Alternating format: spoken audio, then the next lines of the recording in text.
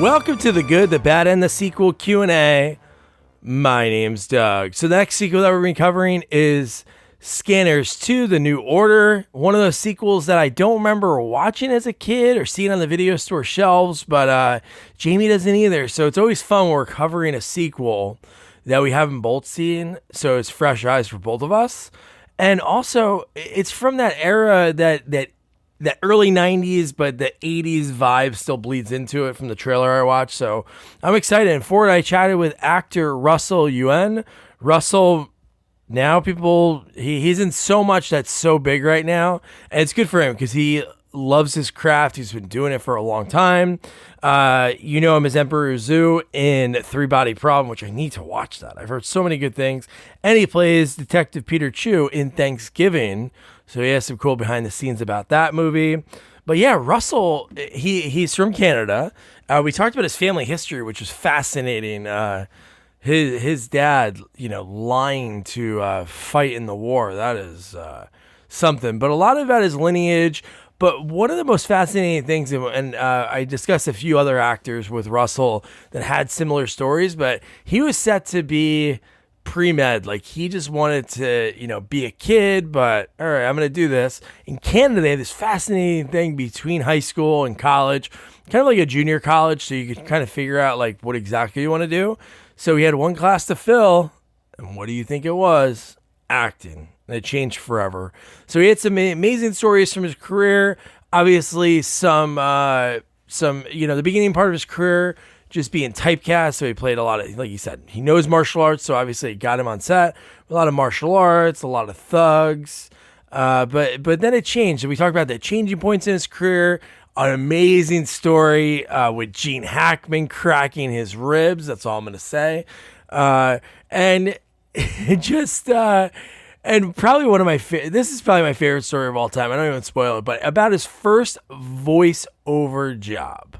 So he has a lot of voiceover credits. So I asked him, and it spawned a question. It spawned an answer that I was not prepared for, but I was laughing my ass off. So funny. Russell was great. I love talking to him. He truly loves it. Like, when we opened up, I don't know if it's, I think it might have been before we started the interview, he loved everything behind me on my background. If you ever watched the videos of this at all, or ever seen any clips on social media, at Sequels Only, I have all the VHS tapes, some autographs that people sent me, just little trinkets over the last 5 years that I've collected to have a really cool backdrop to give that vibe of me, like how much I love sequels and all these cool things that people have sent me. And then we started talking about, like, going when we were kids, the things our parents would sell on us. And that really, right from that really showed me how much, even as a kid, he loved that, but he was going on this different path. And then obviously life works in mysterious ways. And now Russell is at 200 credits almost for his career, and he's not stopping. And he's giving back, which is really cool. Great stories about him helping out young actors, like the way he was helped out early in his career. That's another fascinating story. But yeah, before I start the interview, please like, share, subscribe, tell your friends, tell your mom, tell your ex. Might be weird, but you send her a text, hey, check out this interview with Russell Yuen, and then they'll be like, what? Then the husband will call you, he'll try fighting you. Maybe don't do that. Don't do that at all. And yeah, without further ado, here is actor Russell Yuen.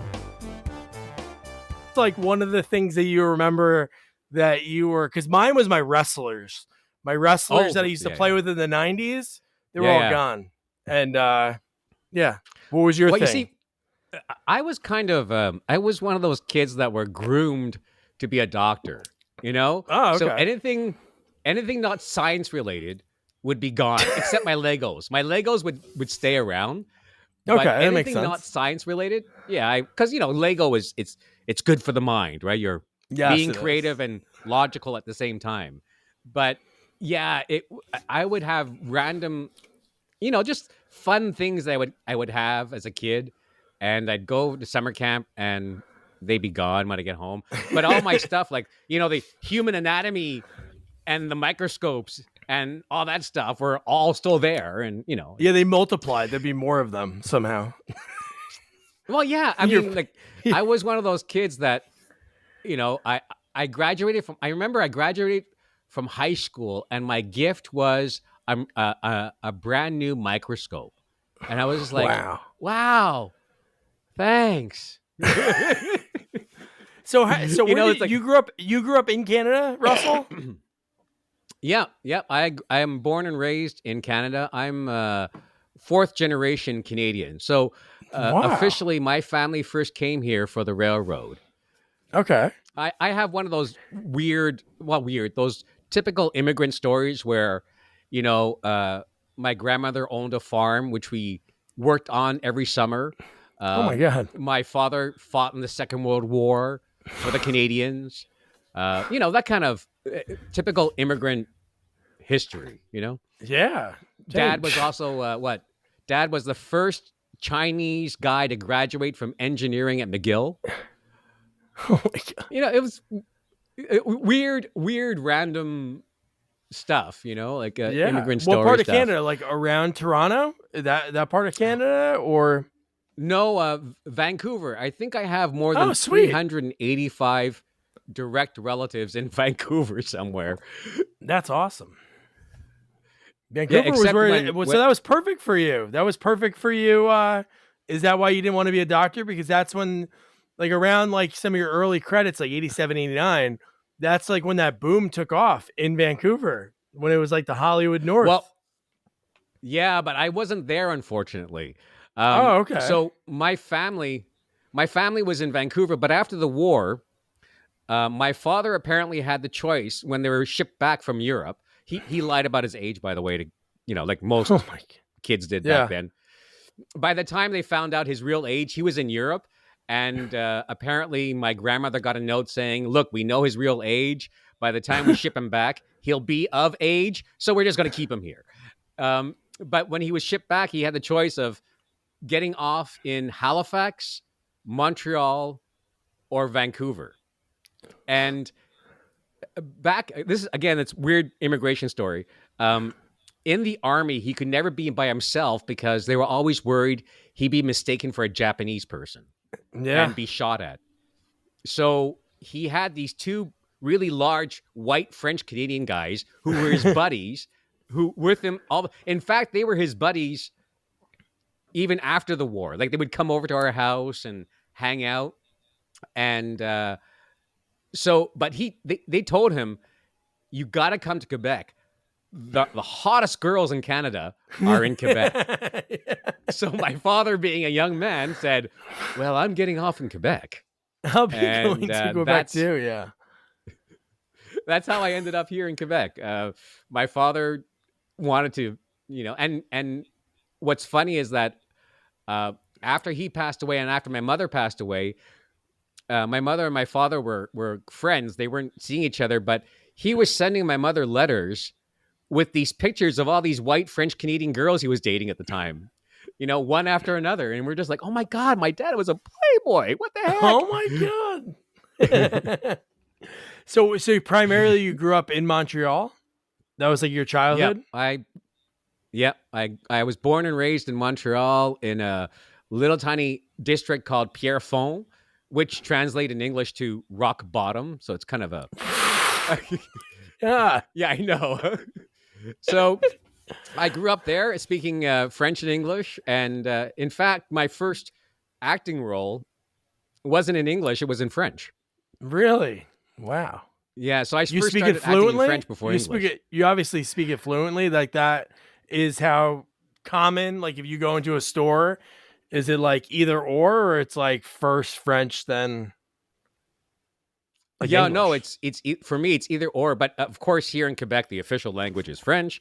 So it's funny here in Quebec because you'll go into a store, you'll go into a place, or you'll go into any place and you'll meet somebody and you'll both be speaking French for the longest time until one of us goes, "Wait a second, are you English?"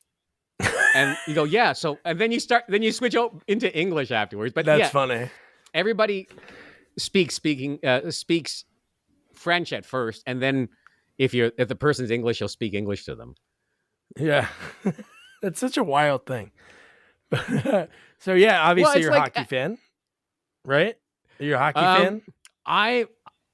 I'm a bad Canadian. They're gonna throw you out. I'm not a hockey. No, I'm a football fan. I'm a Okay, big football CFL. fan, Yeah. and at CFL. So I do that.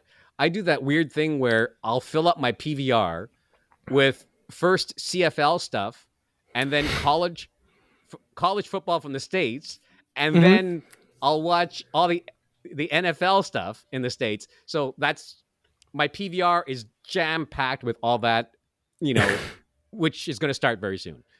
Yeah, no, that's pretty cool. Like that you do that because a lot of the because that's like the feeder system. College football Yeah, to CFL, yeah, right? Do they play yeah. football in colleges in Canada? They do, but it's not as big Yeah. as it is in the States. But it's getting bigger. But it's all population thing, right? Like Hmm. we can't fill up stadiums like you guys do because we just don't have that massive population. Yeah, I, yeah, I yeah. think the population of Canada fits into the state of Florida. I know that's one thing that people don't think about Canada. When you look at it, you're like, wow, this is vast. Even if you take away like the northern section, when like, okay, it's not really inhabitable, so there's not much there. But like even just the border of the United States, it's like the major cities are like major cities, like Vancouver, Toronto, Yeah, Montreal. Like there's major cities, but along the way, it's like very sparse, like desolate. There's areas that there are many people, but wow, that's awesome. So you mentioned earlier the doctor stuff growing up. So yep. what got you into acting? Was it theater in school, watching a movie? How did that come about?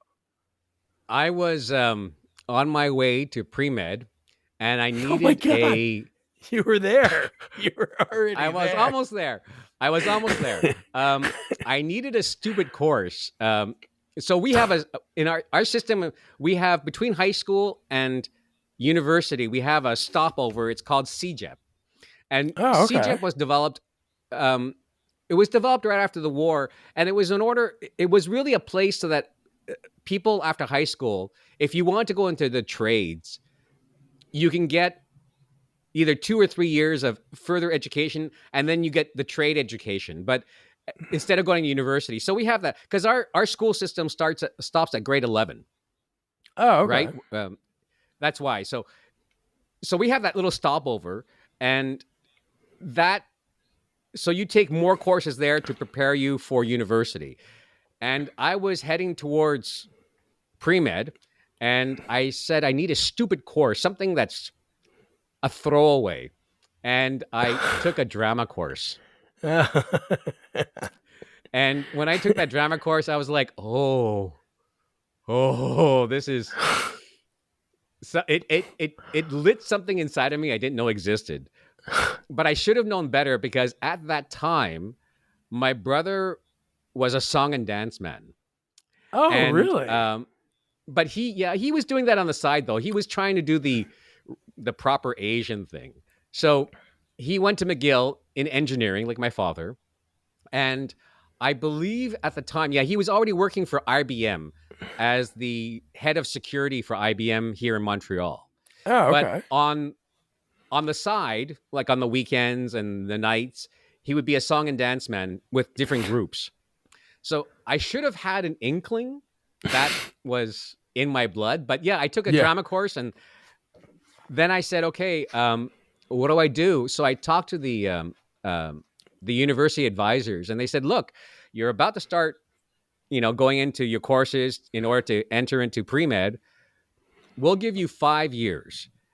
We'll hold all your credits for 5 years.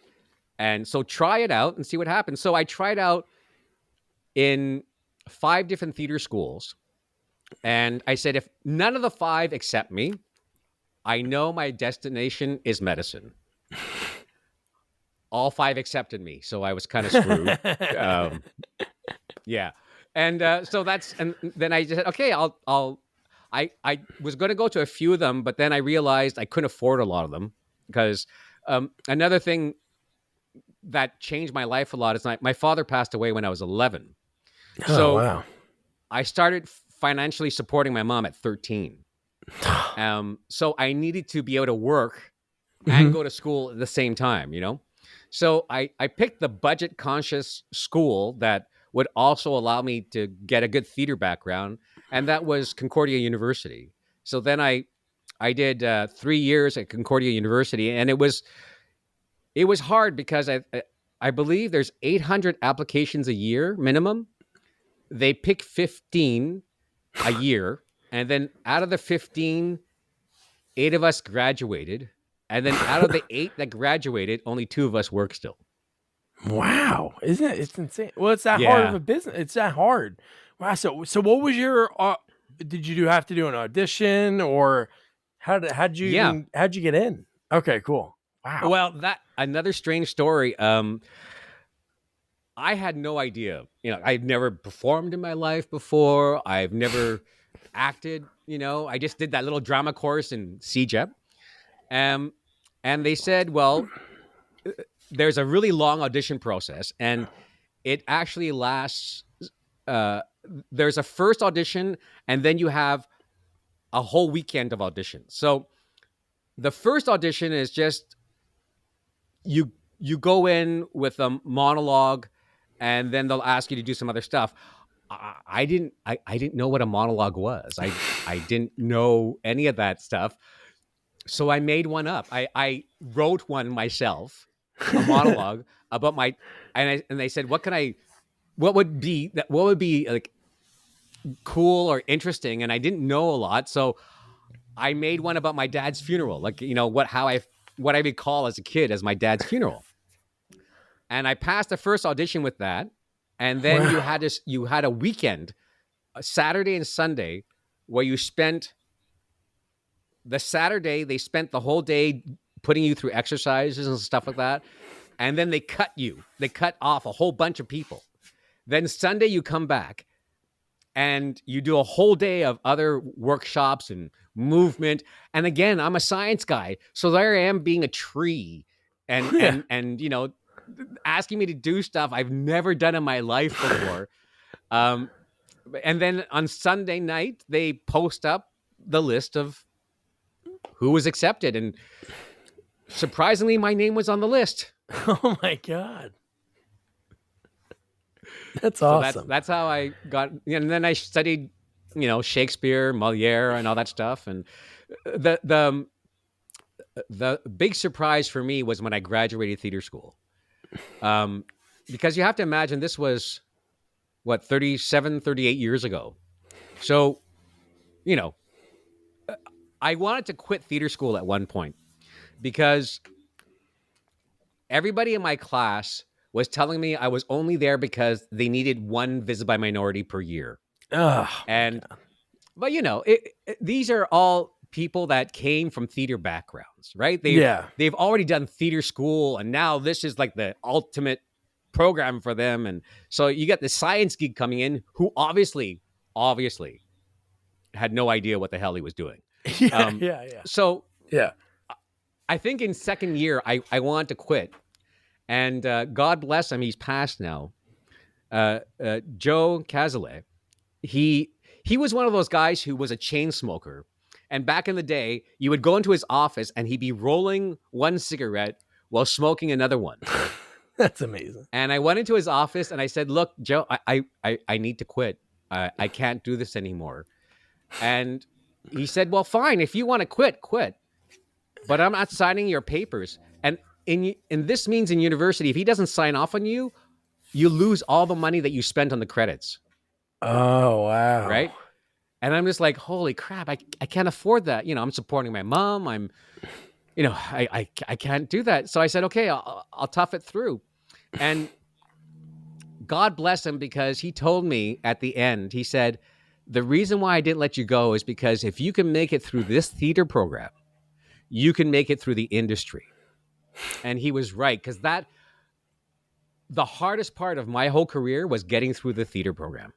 Yeah. But after I graduated, the shock for me was there were no speaking roles for Asians.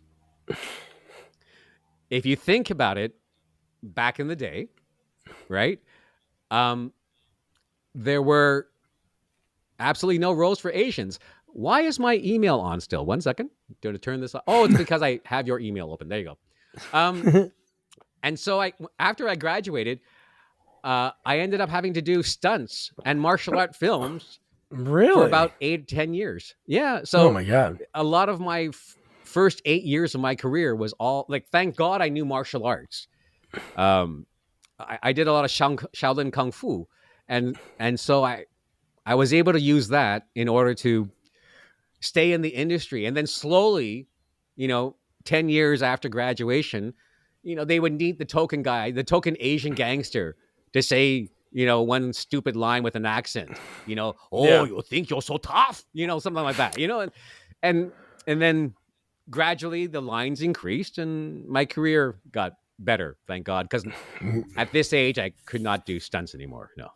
Oh yeah, no, I know. No, it's terrible. The whole just the way all minorities. Like I talked to an actor, this guy Rico Ross. He was in Aliens. He was in like Death Wish 3, but he was in a bunch of stuff. And it's so funny. Like you look at his career, you would think just like yourself. You're like, oh man, they must be a stunt person, martial artist. Him, it's like, oh, he's just gonna be like he's like a badass guy. He was like a Shakespeare trained guy. Like he trained actually in England, and he was like, man, I'm not gonna take these shitty roles. Like he's like, I'm not gonna take this. And then he got, and then he got some roles, but it's like it's terrible when you think of old movies. That's why I always laugh at people nowadays when they're like remaking movies and casting minorities in these roles that were in the original, white people. And I'm just like, do you understand when those movies were made?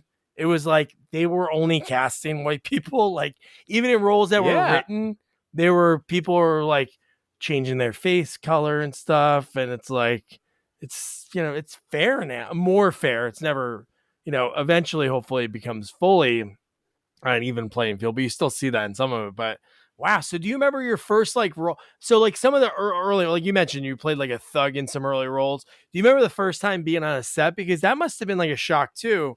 Again, just like the audition process for getting in Concordia, it was like, okay, here's something you had no idea. Monologue. Hey, there's this weekend thing. You're going to be a tree. You're going to do all these like weird, like who's that?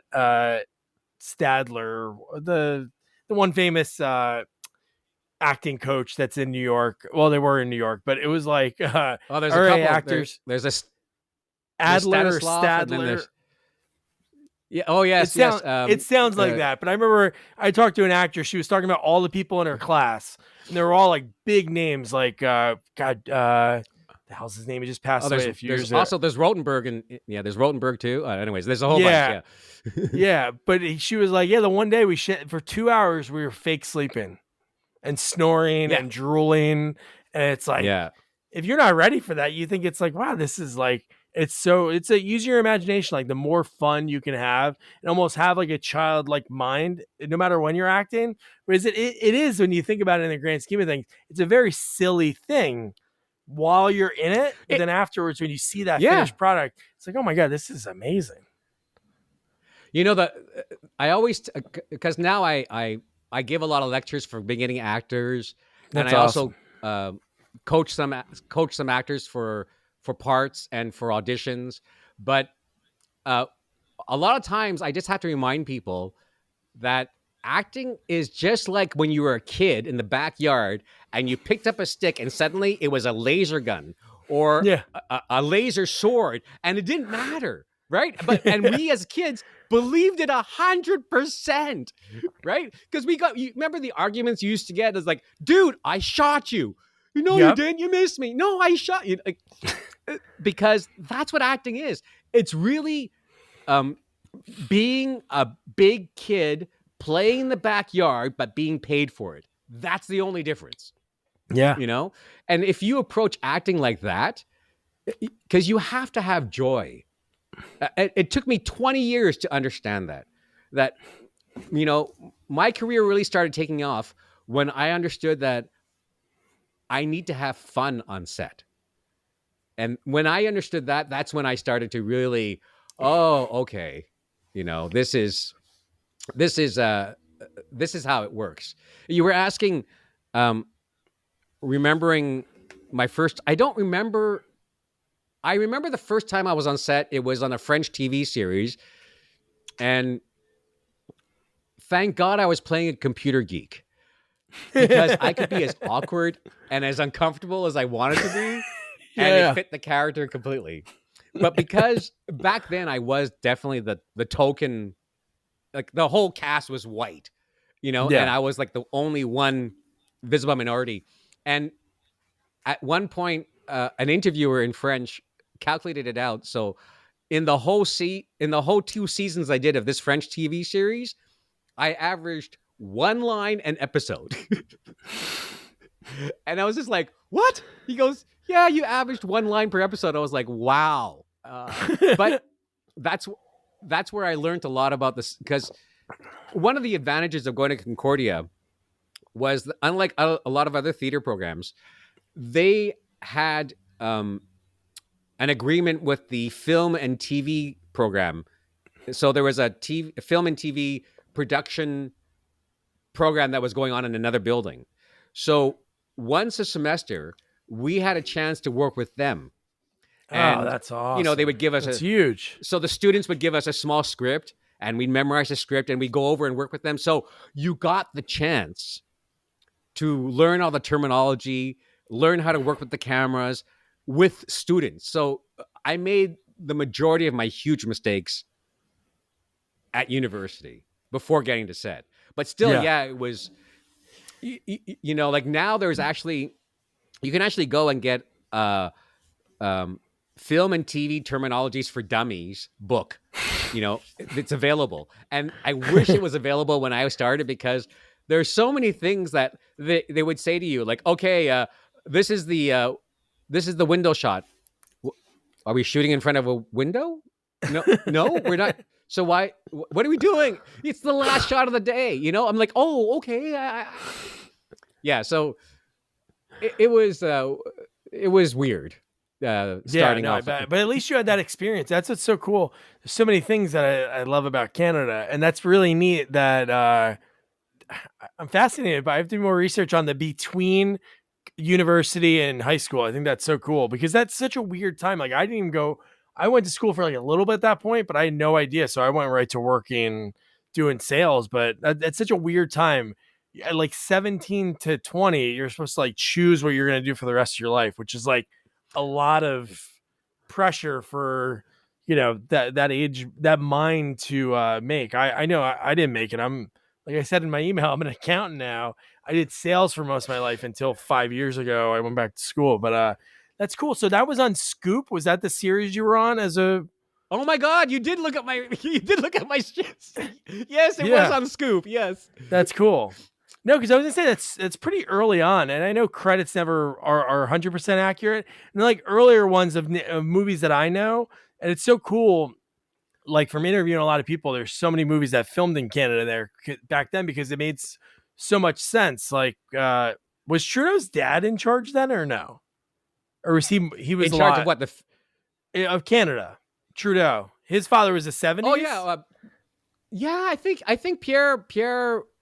I think Pierre was I think he was back then. Yeah. Yeah. No, because I'm just thinking about that was when that boom happened. But like Scanners 2, you play like convenience store thug. But there's like so many movies that you wouldn't think like would shoot there. But now after doing this for so long, it's like, you know what? You shoot even in the States. It's like, oh, why are they shooting in Georgia? And they're pretending that it's Pennsylvania. It's like, well, Georgia's giving credits.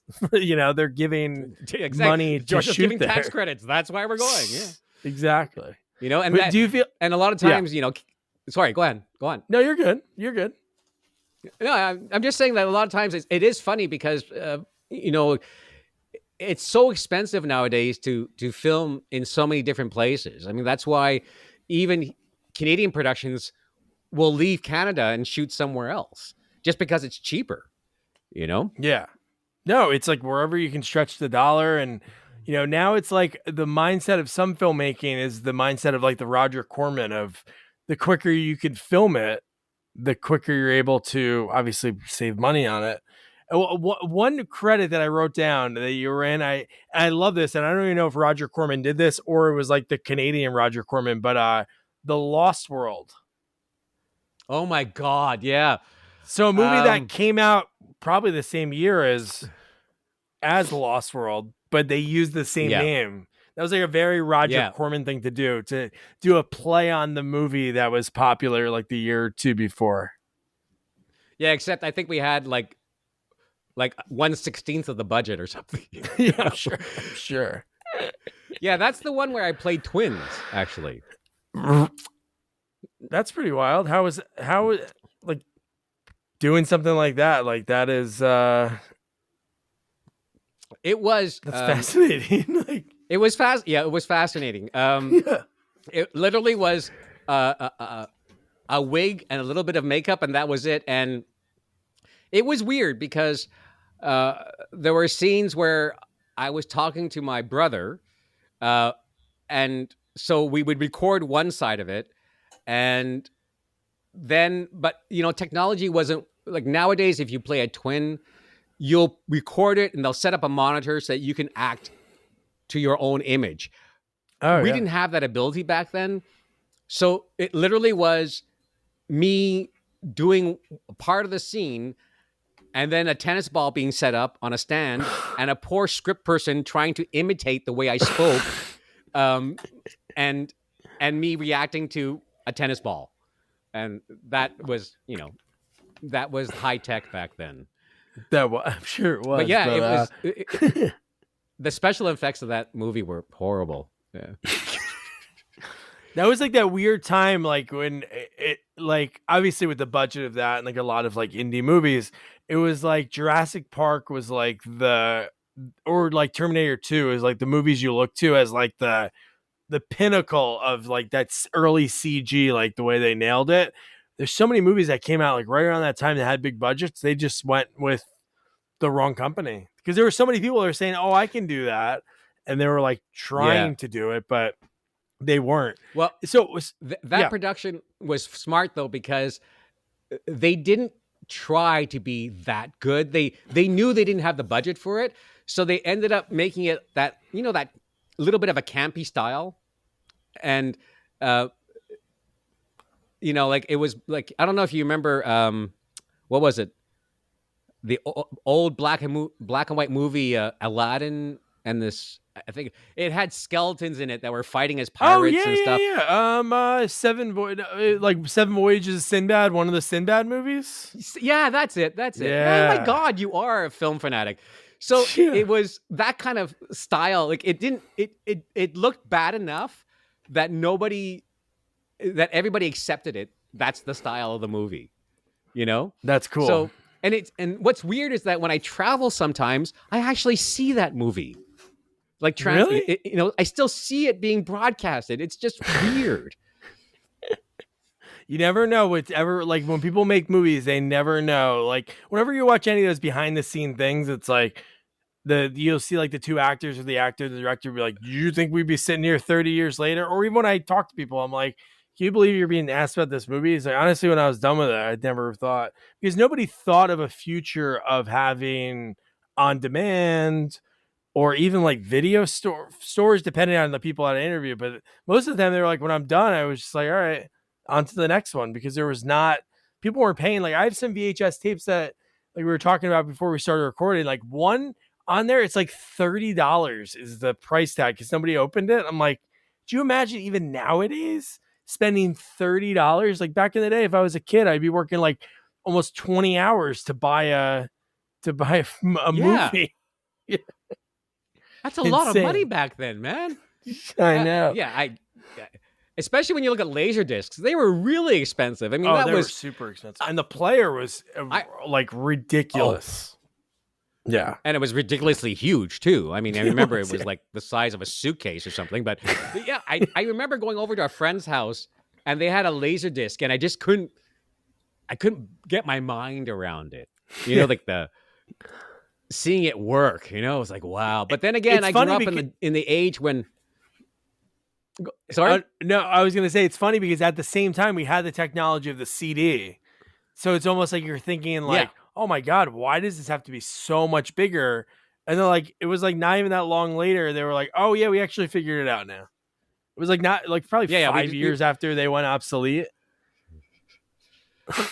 Yeah, that was a fast technology because people spent a fortune on that and it changed so fast.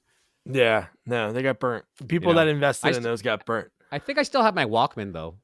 I Oh, still have that's my Walkman awesome. somewhere. My Discman. I still kept my Discman. Yeah, yeah.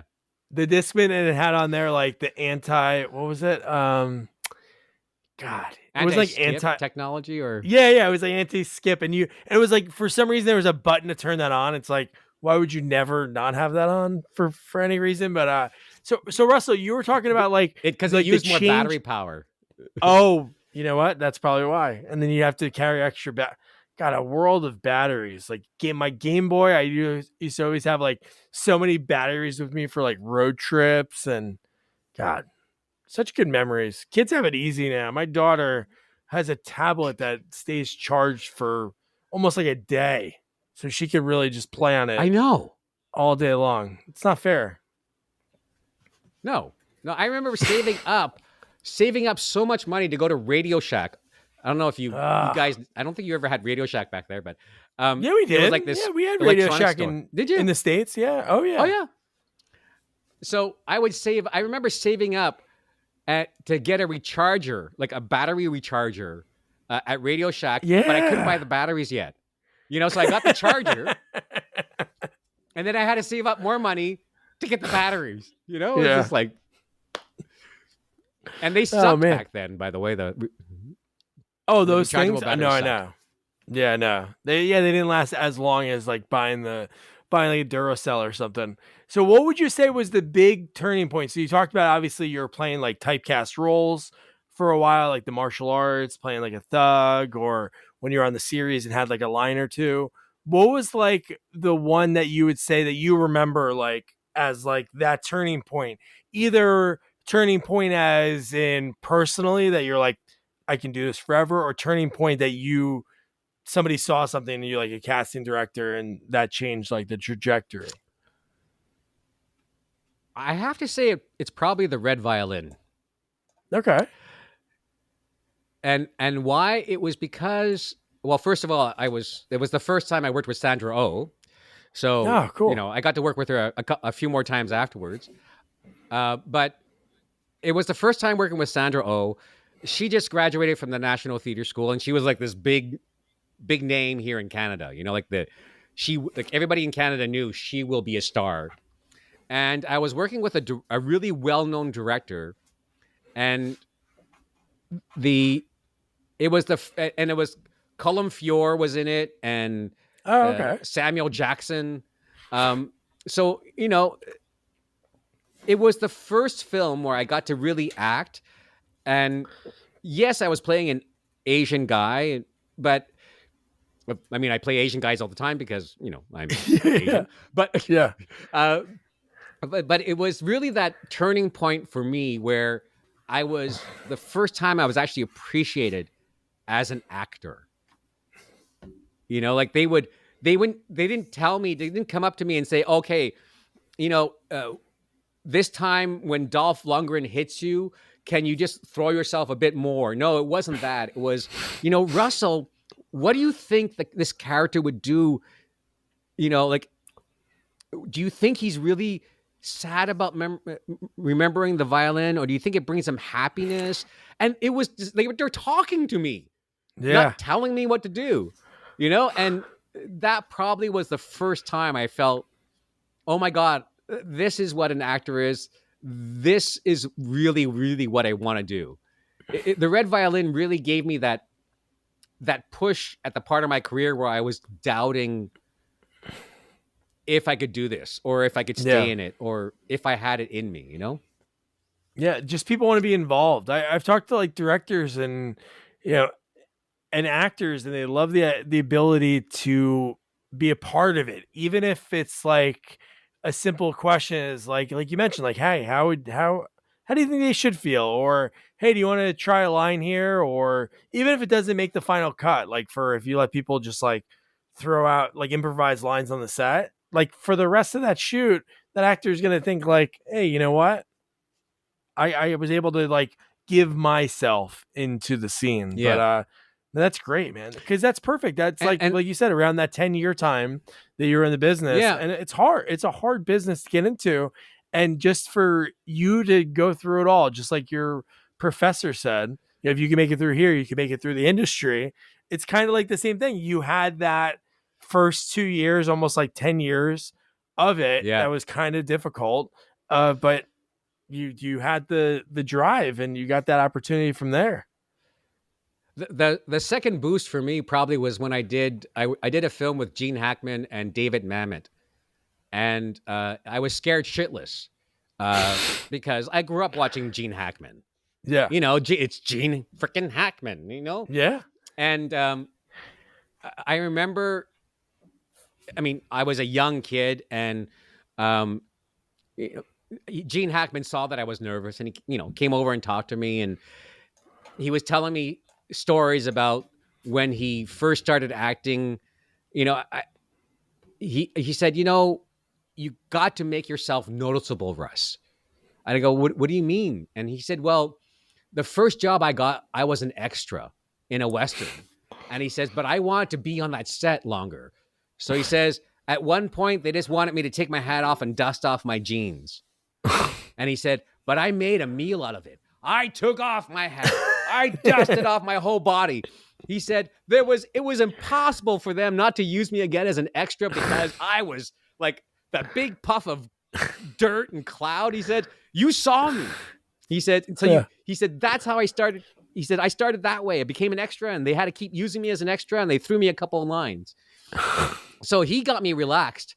And then the real boost came when we were doing a scene together and David Mamet comes up to Gene Hackman and says, what do you think of the scene, Gene? And he says, it's not working for me. And I thought, oh, that's it. I'm being fired from the set.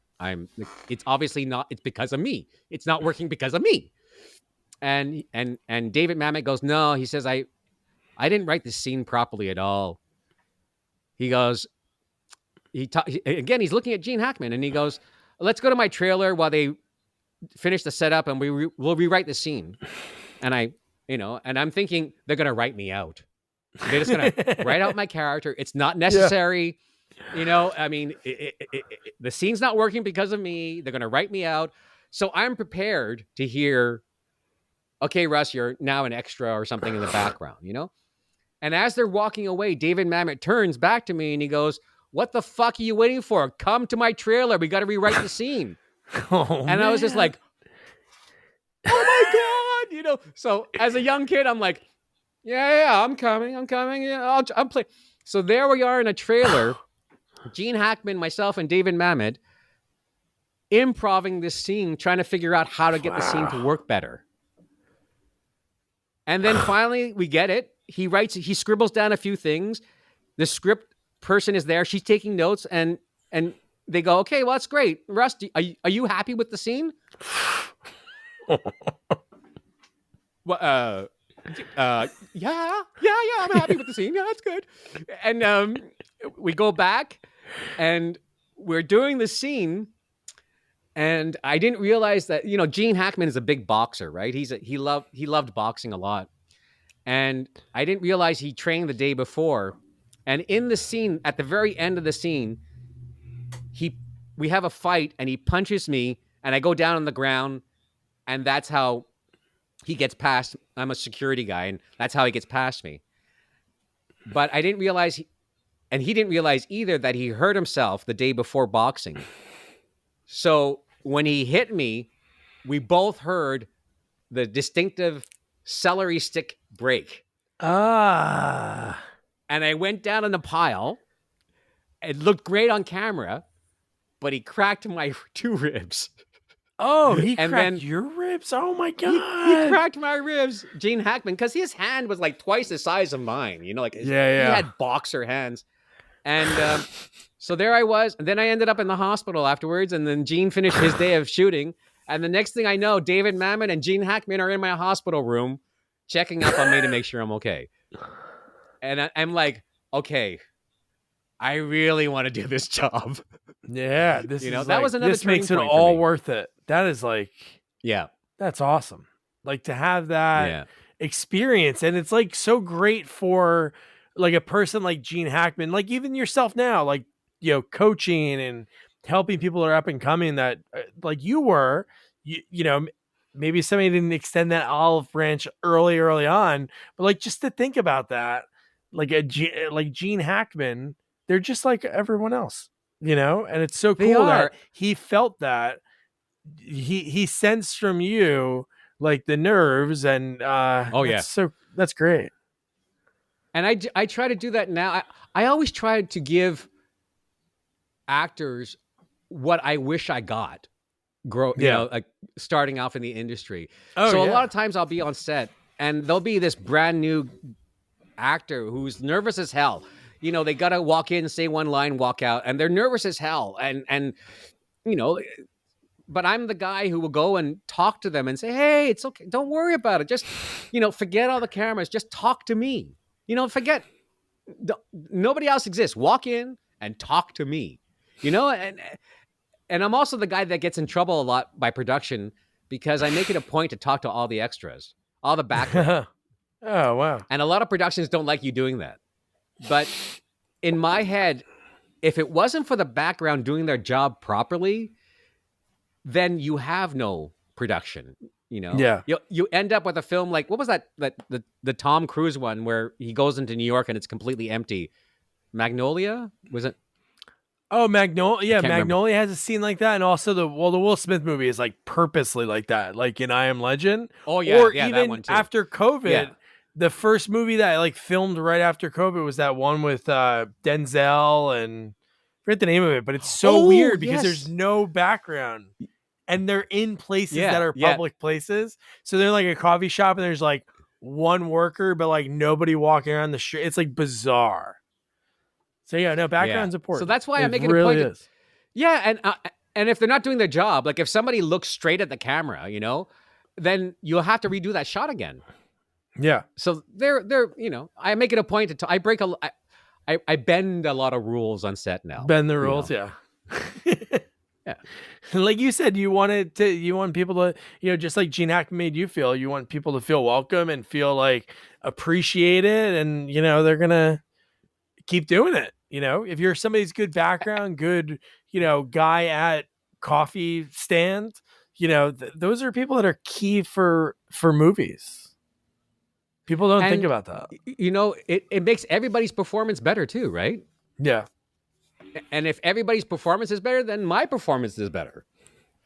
So, maybe selfishly, I'm just helping myself. Yeah, selfishly, yeah.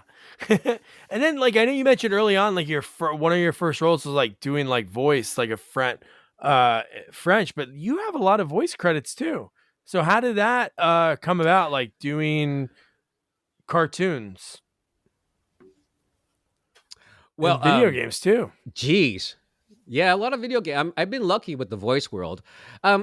Again, well, I have to tell you a funny story about my first voice job ever. Yeah.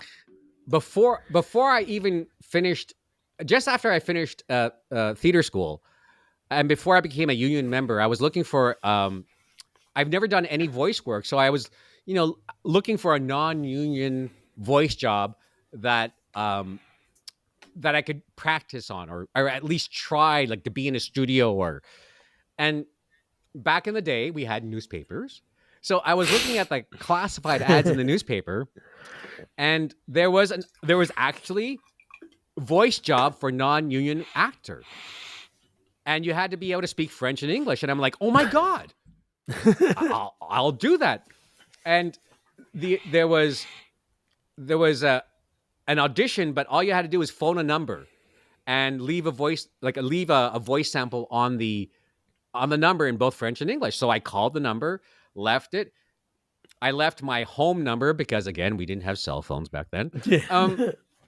And I get a call back, and they said, yeah, you got the job. Come to this address on this day, and you'll do some voice dubbing. I'm like, oh my God, my first voice dubbing job, And so I go to this place in old Montreal, and I get to the address, and it doesn't look like a studio. It looks like a basement. So I said, non-union, I totally get it. Maybe it's just, okay. I walk in, and of course, the door has a curtain right in front of it. I said, oh, it's different. I guess maybe for the sound. I don't know. I walk in, and this It smells like cigarette smoke. Again, you were able to smoke inside back then. And I get there, and the director is there, and he's like, "Oh, great, great, great."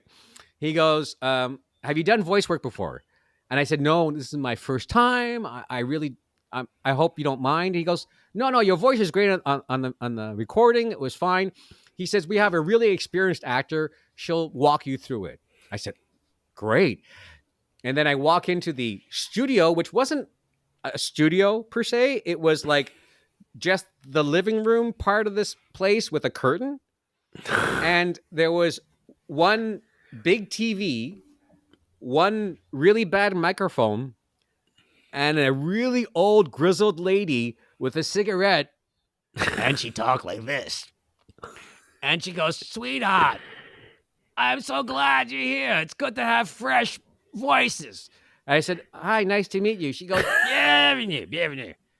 And she goes, "Sit down, je suis toi là, puis on va commencer. We'll give to start, you know?" I said, "Okay." I said, "What are we doing?" She goes, "Don't worry about it." She goes, "You just, whatever you see on the TV, just try to voice it over in English." I said, "Okay." She goes, "It's a French movie. We're doing the English version. Just try your best to match it." And the director says, "It doesn't matter if you're not perfect. It doesn't matter for us." I said, "Okay." The movie starts. It's a porn. It's a porn film. And I'm dubbing French porn into English porn. And I'm just like, holy crap.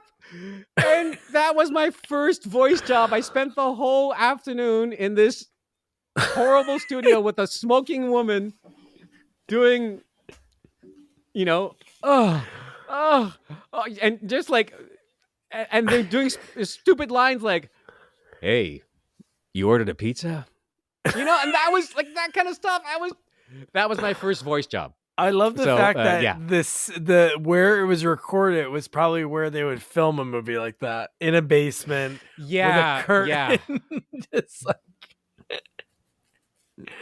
it's a way to start, And you can only go up from there.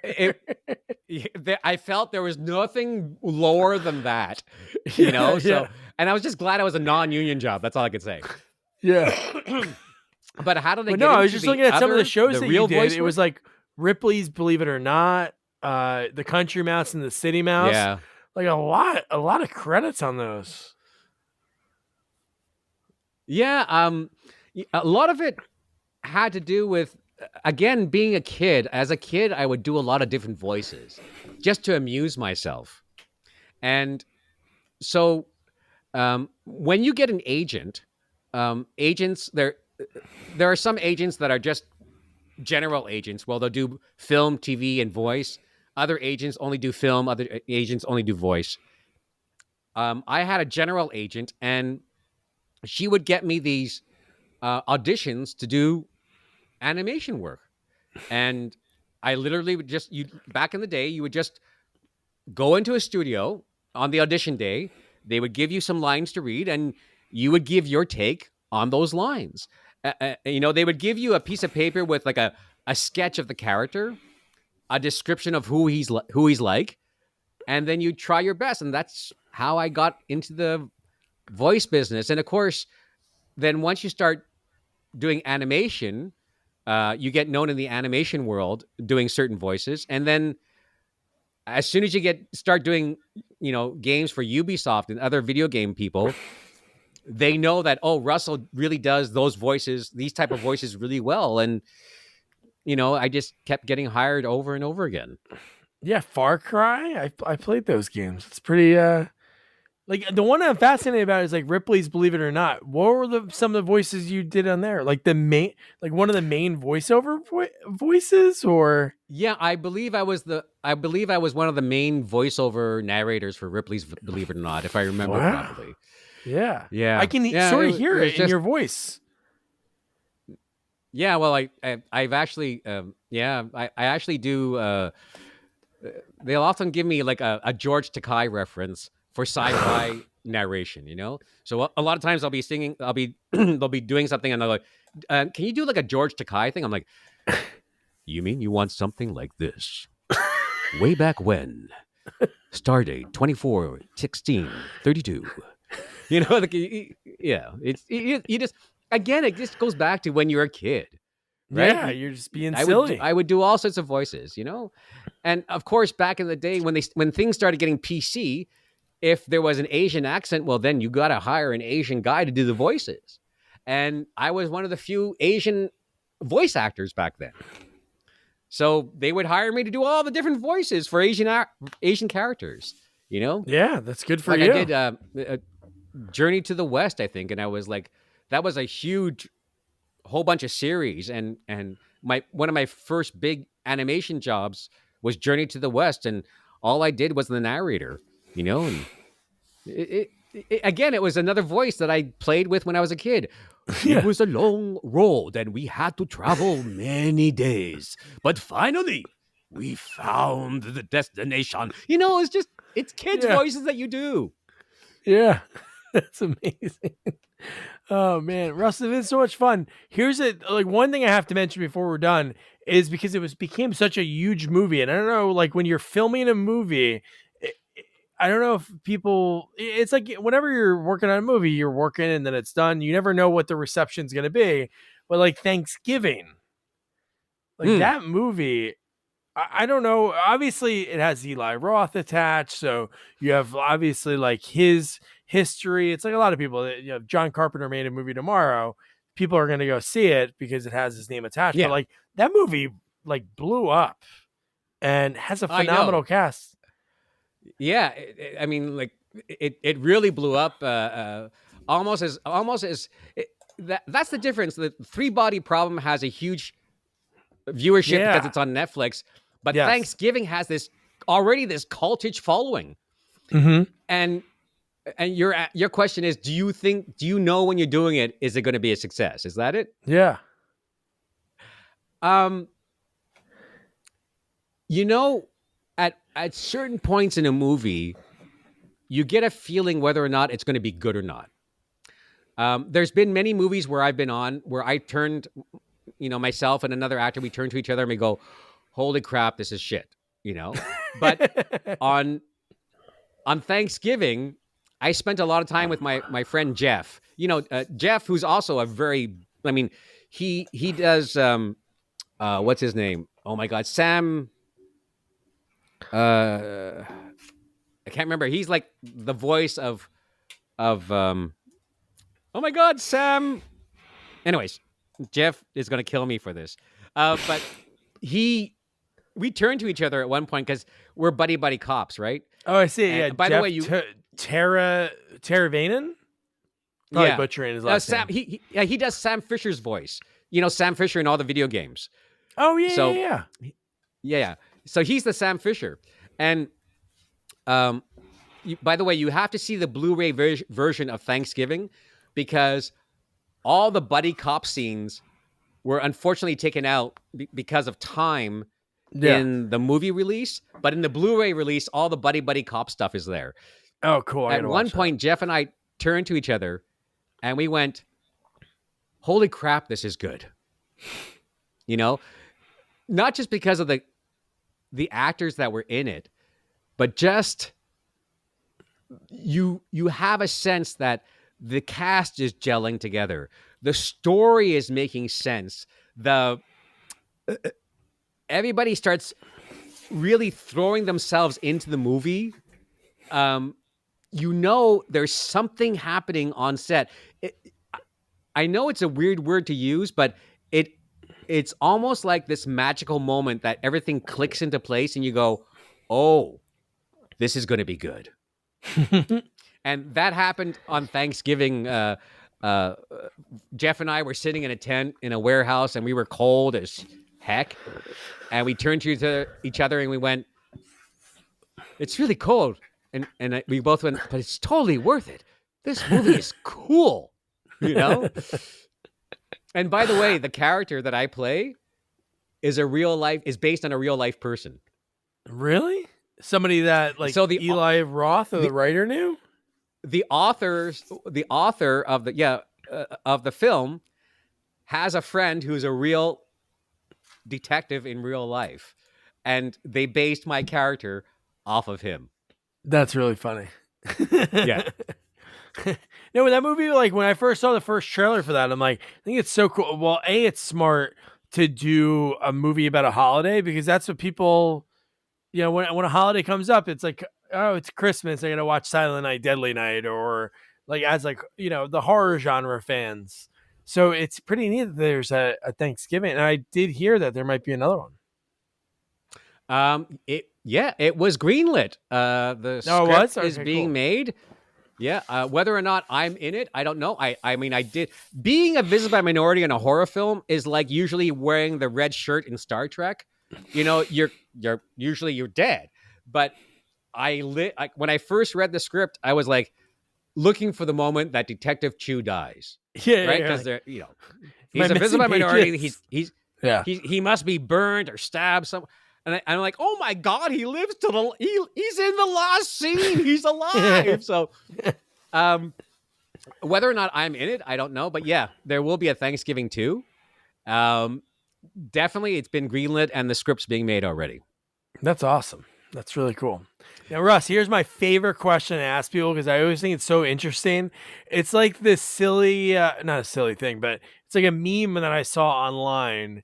And it's like one of the truest things that even though like people use memes and they use them as like information sources sometimes, and it's obviously bullshit and it's not real, like the stuff that's on there.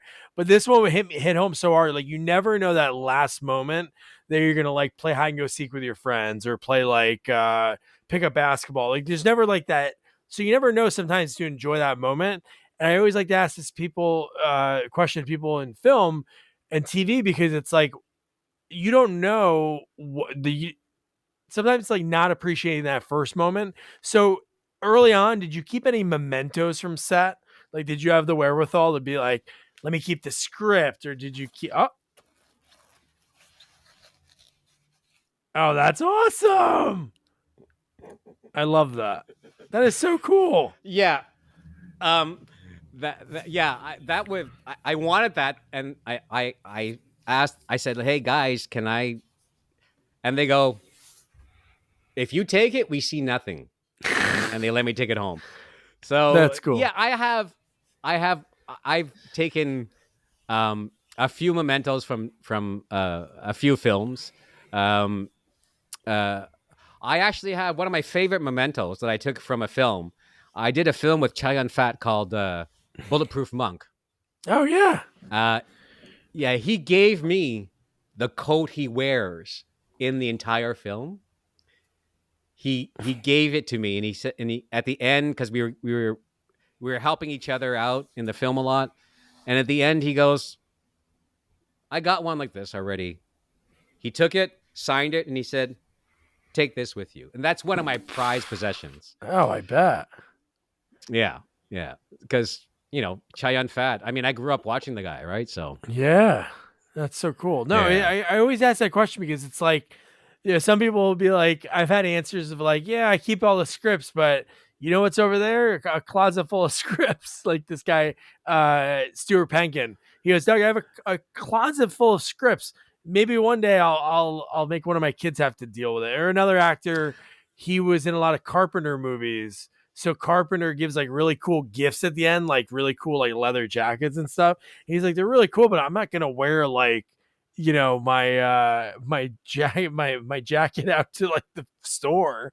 He goes, they're cool to have. Yeah, well, there's like, I mean, I have a whole bunch of that stuff. I have jackets from the 3 Body Problem. Oh, that's cool. I got a whole bunch of memorabilia. Some of it, I will never. But I do. I'm like a lot of other actors. I do have a storage room full of scripts. Because a lot of them have writing in them from directors. They have writing like notes that other actors wrote down. So I kept a lot of that stuff. That's cool. And now we're in we're in PDF world. So I have my tablet now that we use on set. But again, all my notes are in there. The notes of other actors are in there, and I keep all the PDFs too. No script, man. That's like it ticks me off that they don't have tickets anymore. Like when you go to like a sporting event, like go to a Yankee game and not having like a physical ticket to like save. Because I used to love saving my tickets and put them in like an old box. But even with scripts, the scripts have fallen to that now too. Yeah, but I'm old school, so sometimes I'll print out the script. Oh, that is awesome. I'll print out the script, even though it's not like everybody else is walking around with a pad. I'm still old school, so I'll print out the script. Yeah. That's a French TV series I did. That's cool. No, it's like having the physical thing in your hand makes it feel like real. Even though I know the tickets work when I go into to a Knicks game, I just having that physical ticket like makes me feel like it's like this weird thing. Even like printing stuff out to read, like textbooks nowadays. When I went back to school, they're all online. It's like a weird thing to stare at a screen. So it's like I'd print out like hundreds of pages. I'd be like, I know I'm killing trees, but like in the same sense, it just feels like it's easier to learn the other way. Like just jotting notes. Like I know it's easy to write on a tablet or on a computer, but it's just not the same. I have to admit though, when I'm in a really, if I'm number 1, 2, 3, or 4 on a call sheet, and I'm in a feature film, I'm sorry, but I'm printing that sucker out. Yeah, because it just feels much more more solid to me. If I'm doing a small role, I won't print it out. I'll keep it on the tablet. But I really love printing out stuff because it just feels much more tangible to me. Maybe it's because I started off that way. Like back in my day, there were no tablets or anything. So maybe it's because of that. But I work with a lot of younger kids now who just use their phone. Like I can't, and they're like on set looking at their phone at their lines, and I'm like, how are you doing that? Yeah. Well, not only that, my eyesight, I can't read the phone because my eyesight's so bad. But besides that, I'm just like, I don't know. It doesn't feel like acting, but that's just me. Yeah. No, I hear you. Russ, this has been so much fun. This will be out, and I'll make sure to send you an email when this comes out.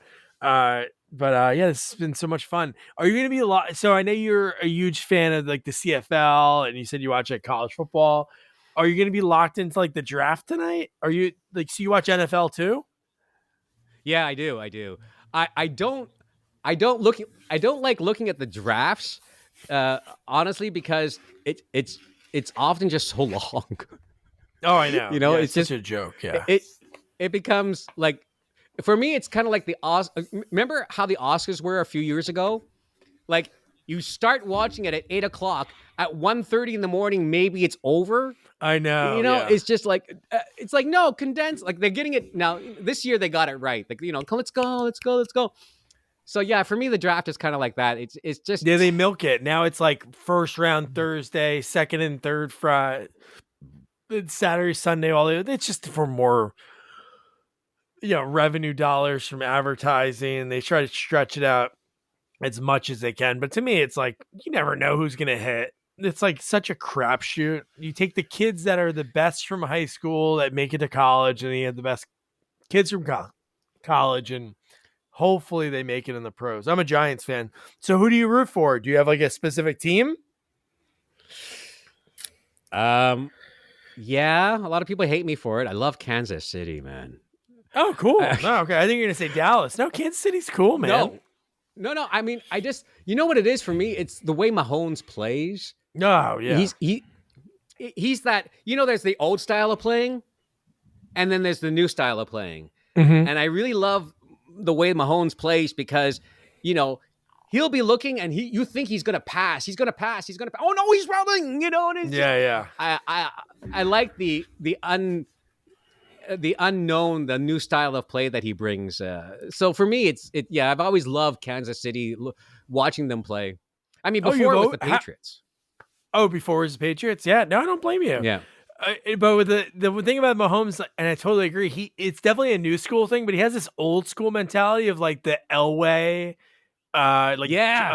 Jim Kelly, like the gunslingers. Even though the league is so pass happy, I feel like those other guys, there's a lot of quarterbacks that it's like hike 1-2, throw a slant, throw a play, but like Mahomes like stretches out the play so much. And he'll dance around for ages, and then suddenly you realize, oh my God, there's a receiver in the end zone and nobody's covering him.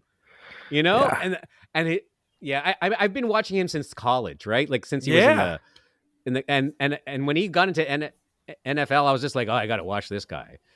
But you know, I love that. I do love the gunslingers. I mean, I was a big Tom Brady fan for the longest time. Oh yeah, dude. You know, I thought he was beautiful throwing. Like, I just love watching him throw. The dynamics, the way the mechanics of him throwing was just like, oh, it's beautiful. But you know, Giants took him down twice.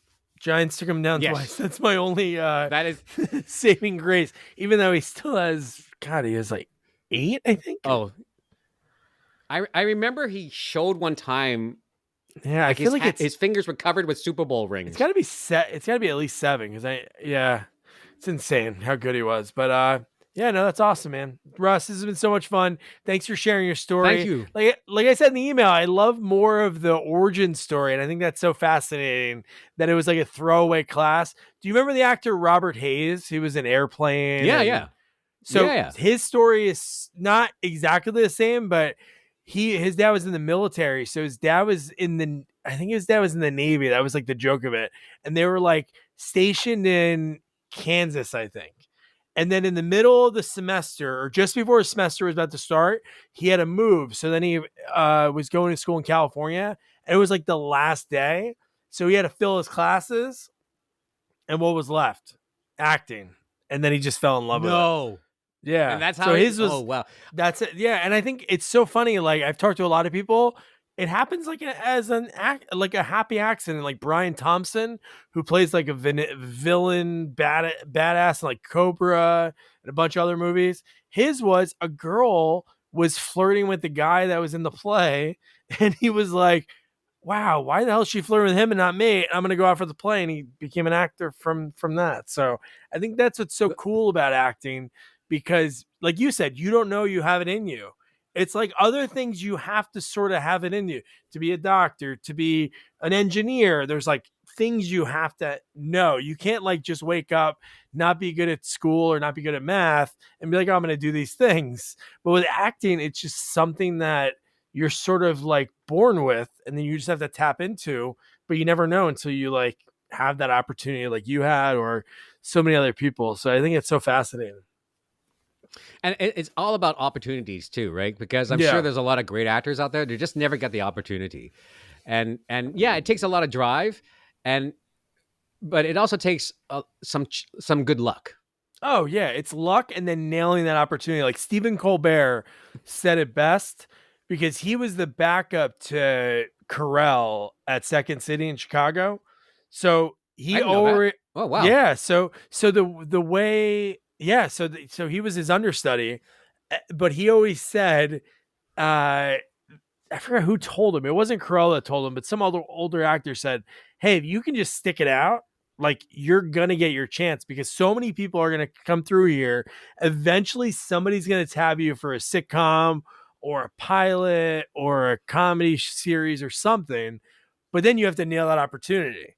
So he was like, so I just stuck it out. And then if I would have bombed on that opportunity, you wouldn't see me afterwards. So it's fascinating that you're right. It's definitely luck, but you have to nail that opportunity. Like everyone. You do. There's so many people they talk about nepotism. And I know there's nepotism in Hollywood. There's so many people that were thrown in our face, either nepotism or like Cindy Crawford as an actress. She starred in one movie. It bombed and everybody was like, yeah, we're not going to use it anymore. So like, there's those things, like there's all these factors, but you got to nail your chances.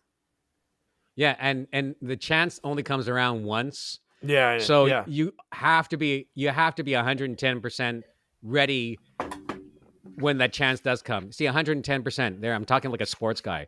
We gave our 110%, man, but you can't do that. Where's that extra 10%? I forgot. Is that like a Seinfeld bit? I feel like that's a Seinfeld bit, but I think it's a Seinfeld bit. Yeah, I think it must be. Yeah. But thank you so much, man. I really appreciate it. This was fun, man. I appreciate it. Thanks for sharing your story. No problem. Anytime. Take care. Thanks, Russ.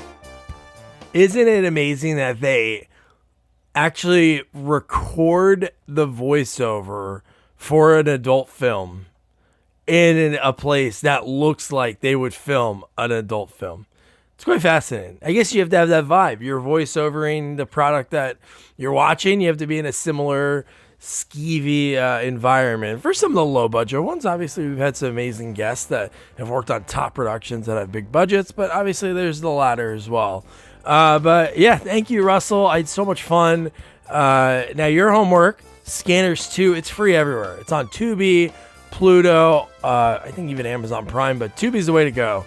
So that'll be a lot of fun to discuss that. So don't forget to review, rate, share our podcast, follow us on all social media at Sequels Only, and don't forget to check out our website, sequelsonly.com. Good night. Good night. Good night, guys.